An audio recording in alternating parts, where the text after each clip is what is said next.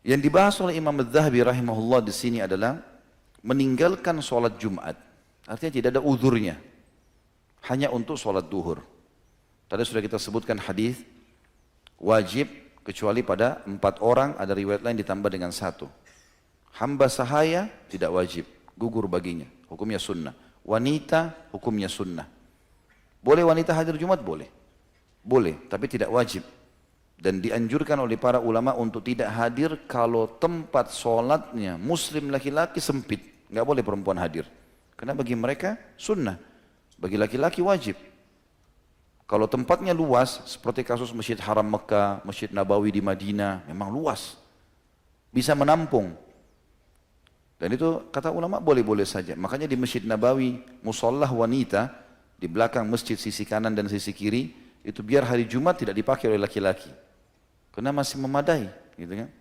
Apalagi nanti Masjid Nabawi akan diluaskan sekitar 4-5 kali lipat ke depannya. Maka jauh lebih besar lagi. Masjid Haram Mekah juga begitu. Biasanya di basement itu, di bagian bawah itu dipakai untuk semua wanita di masjid. Ditutup kalau hari Jumat. Untuk wanita boleh masuk, laki-laki tidak boleh. Laki-laki di atas, gitu kan? Maka ini lain. Selain punya keutamaan masjid, juga keluasan tempat. Tapi kalau sempit, maka dianjurkan perempuan tidak hadir. Lebih afdal mereka sholat Jumat, sholat duhur.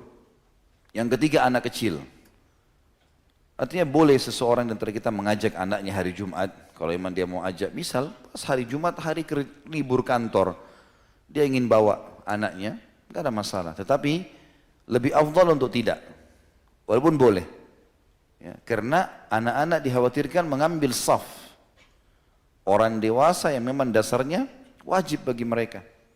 Kemudian sakit, penyakit apapun yang menghalangi seseorang untuk keluar rumahnya, maka boleh dia untuk tidak hadir. Sakit perut, ya, atau apa saja penyakit, mungkin dia dioperasi, mungkin segala macam, ini gugur, dia ganti dengan Jumat. Dan di riwayat lain menjelaskan tadi musafir. Nabi SAW kalau sedang safar, maka beliau mengganti Jumatnya dengan duhur, ya, dan beliau menjama antara duhur sama asar. Tinggal khilaf di antara ulama teman-teman sekalian, bolehkah musafir? Kalau dia lagi mau safar, dia dapat Jumat. Seperti sekarang di bandara-bandara kita pun ada dilakukan Jumat. Kita mau safar, pesawatnya misalnya jam 12:30. Jam 12:30 Jumat. Mana lebih baik kita hadir Jumat atau kita duhur asar jamak nanti? Kalau Jumat di depan mata, lebih afdal Jumat walaupun kita safar. Khilaf di antara ulama, apakah setelah sholat Jumat berjamaah bisa jamak dengan asar atau tidak? Maka pendapat pertama mengatakan tidak boleh dia jamak. Karena belum ada riwayat dari Nabi SAW, beliau pernah Jumat lalu dijamak dengan asar. Kalau beliau safar, beliau sholat duhur asar. Gitu kan. Pendapat kedua mengatakan boleh, nggak ada masalah. Karena Jumat sama duhur sama saja sebenarnya. Jumat sama duhur sama. Gitu. Dia musafir pun dia sholat Jumat 2 rakaat, dia sholat duhur 2 rakaat, Jumat pun 2 rakaat, maka tidak ada masalah. Boleh dia menjamak. Dan ini alhamdulillah selama ada khilaf di antara ulama dan mereka mengambil dari dalil yang jelas, maka boleh kita memilihnya. Dan Allah alam, kami cenderung dengan pendapat bolehnya menjamak antara Jumat dengan asar. Ya. Diangkat oleh beliau di sini Imam Adz-Dzahabi rahimahullah, hadis riwayat Imam Muslim. Dari Ibnu Mas'ud radhiyallahu anhu bahwa Nabi SAW bersabda kepada satu kaum yang tidak menghadiri sholat Jumat, "Laqad hamamtu an amura rajulan yusalli bin nas, thumma uharrika ala rijalin yatakhallafuna 'anil jum'ati buyutahum." Sungguh aku berniat untuk memerintahkan seseorang laki-laki agar mengimami orang-orang sholat. Kemudian aku keluar dan aku bakar rumah laki-laki yang meninggalkan sholat Jumat. Itu hadis ini riwayat Imam Muslim dalam kitab Al-Masajid nomor 652. Hadis ini teman-teman sekalian menjelaskan kepada kita tentang wajibnya sholat Jumat bagi orang yang tidak punya udzur, terutama laki-laki. Karena Nabi SAW ikutkan dengan ancaman, dibakar rumahnya. Ya, kalau seandainya dia tidak hadir, tidak ada udzurnya. Hanya karena sibuk main game, hanya karena sibuk ngobrol sama temannya, hanya karena sibuk mengejar makan siang di kantor, lalu kehilangan Jumat. Ini a'udzubillah, sebuah kelalaian yang luar biasa. Bahkan dalam hadis Nabi SAW yang setelahnya, riwayat Imam Muslim juga, kata Nabi SAW, "La yantahiyanna aqwamun an wada'ihimul jum'at au la yakhtimannallahu ala qulubihim thumma la yakununna minal ghafilin.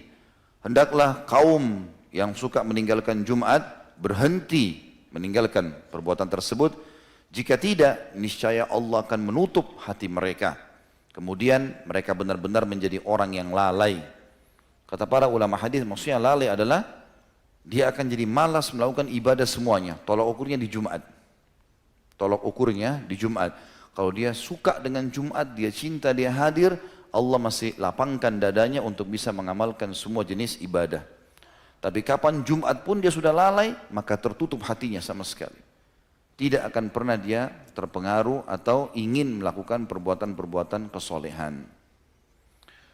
Juga dalam hadis yang lain, hadis ini diriwayatkan Abu Daud dengan An-Nasai. Itu tadi sebelumnya itu diriwayatkan Imam Muslim dalam kitab Jum'ah nomor 865 yang sudah saya sebutkan tadi. Allah akan menutup atau membuat hati orang itu jadi lalai kalau suka meninggalkan Jumat. Hadis yang sekarang riwayat Abu Daud dan Nasai dengan sanad yang kuat juga. Abu Daud menyebutkannya di nomor 1052, An-Nasai sebutkan di nomor 88. Kata Nabi SAW, "Man taraka thalatha jum'ain tahawunan taba'allahu ala qalbih." Barang siapa yang sengaja meninggalkan sholat Jumat 3 kali tanpa alasan karena meremehkannya, maka Allah akan menutup hatinya. Makna menutup hatinya artinya sama sekali tidak ada keinginan untuk ibadah. Sebagian ulama hadis mengatakan, 1 kali saja dia tinggalkan Jumat tanpa uzur, maka pasti Allah akan tanamkan kesedihan, kesumpekan, ya, kesempitan dada pada dirinya. Sampai dia bertaubat kepada Allah SWT. Walaupun dia sholat duhur. Kecuali punya udzur syar'i. Gitu. Sedangkan musafir saja atau orang-orang yang sakit saja kalau memang hatinya dekat dengan Allah pasti dia merasa kehilangan. Kalau dia tidak sholat Jumat. Gitu kan.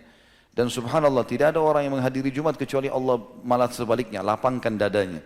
Coba teman-teman kalau habis pulang Jumat, bukankah kita merasakan adalah kelapangan dada? Merasa ceria wajah kita. Tidak ada orang keluar Jumat lalu kita lihat sedih. Ceria, gembira, ngobrol yang baik-baik, semuanya jadi enak, gitu kan? Maka jangan sampai lalaikan ini teman-teman sekalian. Ya. Harusnya kita fokus. Kalau perlu, siapapun yang Allah Subhanahu Wa Taala berikan keutamaan bagi dia, misalnya dia punya perusahaan, dia punya apa saja ya, mungkin pekerjaan. Kalau ada liburan untuk orang yang pegawainya dia bisa kasihlah hari Jumat, muliakan hari Jumat itu.